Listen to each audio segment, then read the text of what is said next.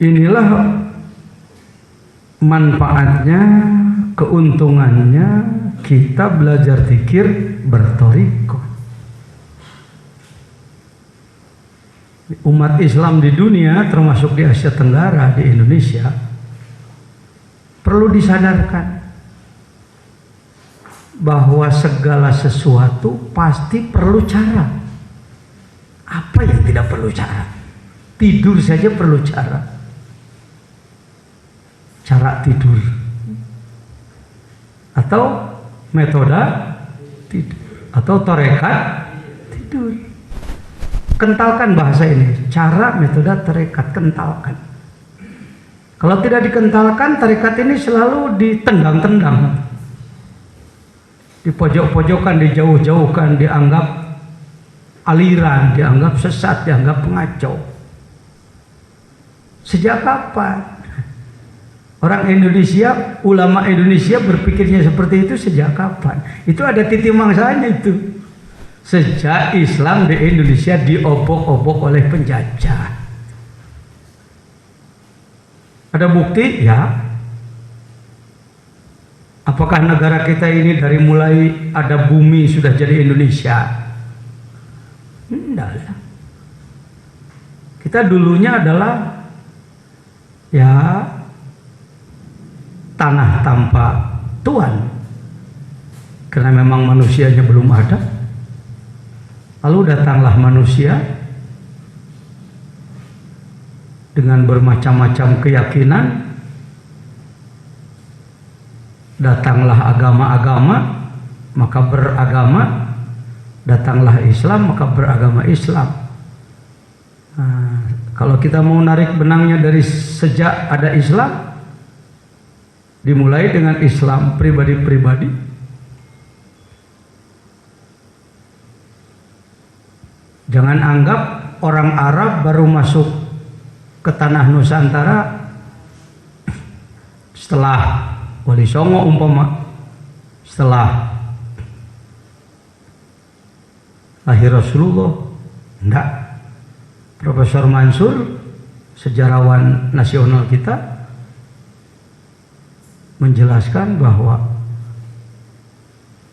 hubungan ekonomi antara Nusantara dengan Arab dan Eropa itu sudah terbangun sejak sekurang-kurangnya 5 abad sebelum kelahiran Rasul. Cuma orang sana tidak menyebutnya Indonesia karena belum Indonesia. Lebih banyak menyebutnya Hindia belakang. Yang lebih terkenal ke Arab, ke Eropa ya Hindustan, Hindia. Kita ini kan ekornya India. Jangan marahlah kalau disebut, saat itu disebut Hindia belakang. Bahkan ketika penjajah Belanda masuk, berubah lagi Hindia Belanda. Dulunya kesultanan-kesultanan. Yang dicatat saja kurang lebih 40 kesultanan.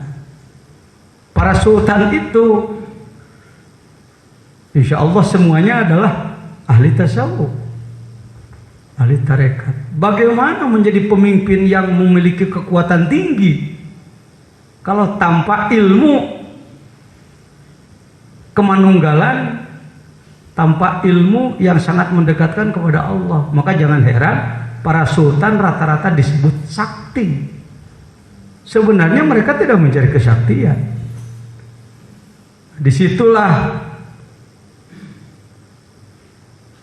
dirasakan bahwa tarekat diperlukan oleh para pemimpin negara, oleh para pejabat, oleh para ulama.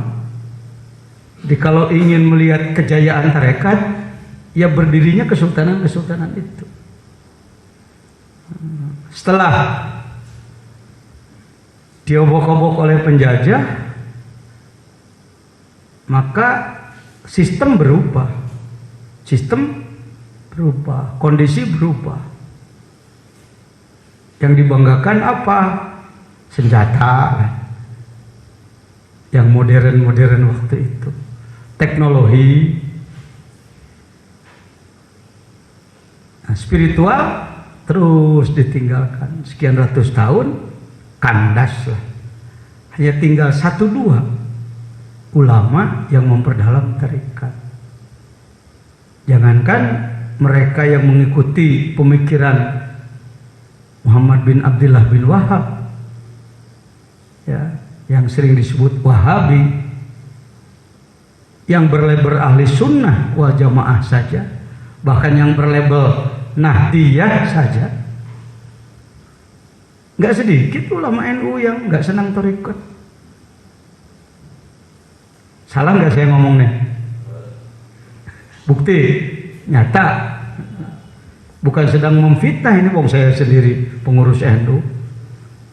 Cuma saya pengurus NU yang bertarekat. Tidak sedikit, bahkan mayoritas dari kalangan kita sendiri gak senang tarekat. Alasannya apik, hati-hati, karena tarekat itu agung, mulia. Saking agungnya, maka nggak cocok untuk kelas kita. Ujung-ujungnya nggak usah, bahkan nggak boleh. Kalau nggak usah masih mending. Ini yang sudah nggak boleh, jadi larangan, jadi sebuah tabu. Ini yang sedang terjadi. Ya.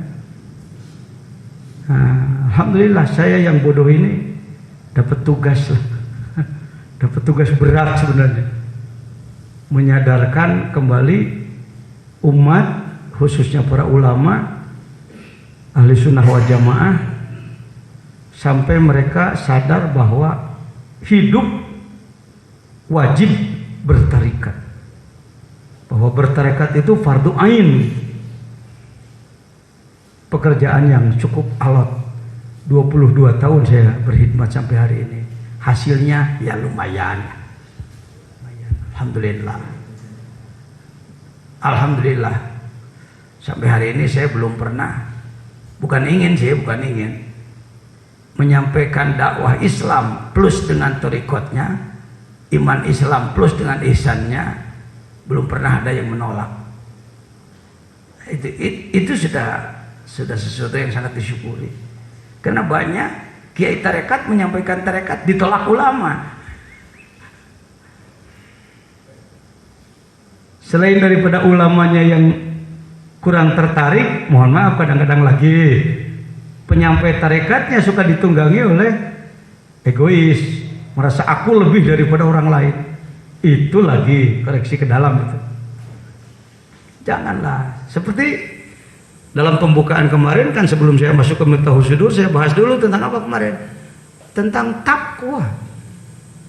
Takwa adalah sebuah keniscayaan, tidak bisa ditawar-tawar. Apalagi di Indonesia yang berdasarkan Pancasila, Undang-Undang Dasar 45,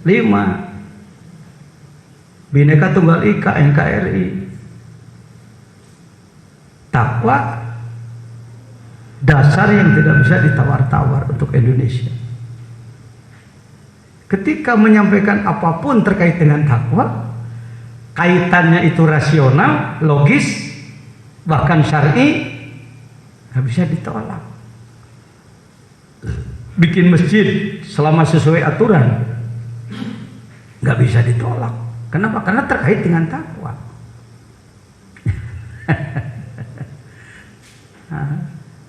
Apa tarekat nggak ada kaitannya dengan takwa? Gitu aja di situ. Ini perlu saya sampaikan. Jangan sampai tarekat menjadi sesuatu yang tersembunyi seumur hidup. Kenapa zaman Rasulullah katanya talqin itu, sebelum talqin Rasulullah bertanya, hal fikum gharib, apakah di antara kamu ada gharib? Gharib itu ada non muslim, non Islam. Lah, barulah Rasul memberikan talqin. Aglikil bab, tutuplah pintu. Banyak ahli tarekat yang sampai sekarang kalau mau talqin harus tutup pintu, karena Rasulullah melakukan seperti itu. Gak usah sempit seperti itu berpikirnya, sangat situasional, sangat kontekstual. Karena di zaman Rasulullah dulu ketika Islam masih lemah, kalau akan menyampaikan talqin ketahuan oleh kelompok Yahudi yang kuat akan jadi masalah. Termasuk di Indonesia zaman penjajahan kuat, ya wajarlah Kalau mau menyampaikan talqin sembunyi-sembunyi. Sekarang saya kadang talqin di lapangan, talqin di pesawat ya, talqin di restoran. Pak Jejen ini jorok. Kalau dinilainya oleh kamu saya nggak usah repot lah. Kamunya juga sama bodoh dengan saya atau lebih bodoh. Ya. Tarekat zaman begini terbukanya, yang mengibarkan bendera partai terlarang aja udah berani lagi. Yang mengibarkan bendera apa itu? Ya sebutlah sesuatu yang pernah dilarang atau ketahuan jeleknya dulu. Orang berani di Indonesia. Apalagi menyampaikan tarekat. Baik, itu obrolan aja sedikit lah. Tapi ngobrol juga mungkin lumayan manfaat ya. Karena di situ strategi kita. Pak, kalau orang ngerti pentingnya tarekat semua, ada kegiatan begini, mungkin tempat segini nggak cukup. Coba kalau ada pengumuman bahwa ada bos besar dari negara anu membagi-bagi uang, membagi-bagi amplopnya 500 ribuan, kira-kira panitia berani nggak nahan orang? Nggak kuat Pak. Saking pentingnya apa? Duit. Kalau ada lagi pengumuman bahwa ada sebuah perusahaan besar mendapatkan untung besar dan dia bersodakoh membagi-bagikan tiket pesawat dari mulai Singapura atau yang dekat ke Bali domestik, ke Batam, agak jauh sedikit ke Bangkok, agak jauh lagi ke Jeddah, PP umroh, atau ke Swiss atau kemana, gratis dibagi-bagikan 10.000 tiket. Kira-kira orang berbondong-bondong nggak? Karena dapat tiket kemana? Ini yang sedang diobrolkan di sini, tiket ke alam lahut.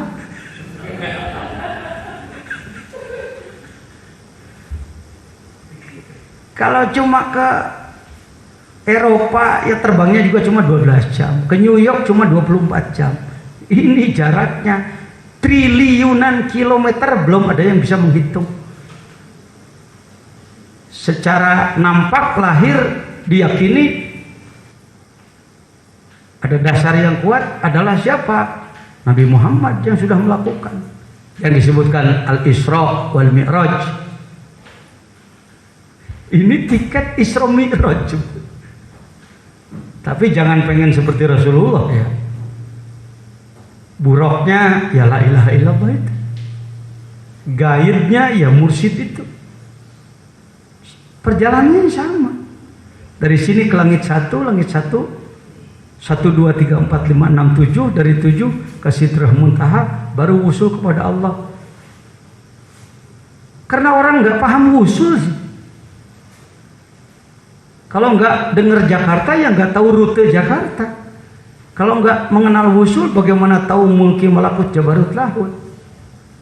Di kampung kami di Sunda ada istilah ditalapung siapa aing ke alam jabarut. Gua tendang lu ke alam jabarut. Jadi kalimatnya masih ada sisa-sisa. Ini fosil ini. Kalau arkeologi itu fosil. Bagi ulama peneliti ini diteliti. Kenapa? Di Jawa Barat ada istilah jabarut. Gua tendang lu ke alam jabarut. Lu ngomong jabarut apaan? Nggak tahu. Kakek gua aja ngomong begitu. Nah ini bagi saya artinya tarekat tadinya sudah mau masyarakat. Sudah mau masyarakat. Yang namanya manakiban, banyak orang yang belum bertarekat tapi suka manakiban. Tujuannya barokah, maca syekh, layang syekh disebutnya. Ya sudah panjang lagi kalau ke situ. Jadi bicara tarekat di Indonesia, pribumi apa tamu? Kok kayak nggak berani ngomong antum? Pribumi apa tamu? Ya, yang punya apa peminjam? Yang punya. Pokok apa tambahan? Pokok. Kasihan Indonesia negeriku tercinta. Ilmu pokoknya dijadikan pribumi, dijadikan tamu. Ya. Ilmu pentingnya dijadikan tambahan.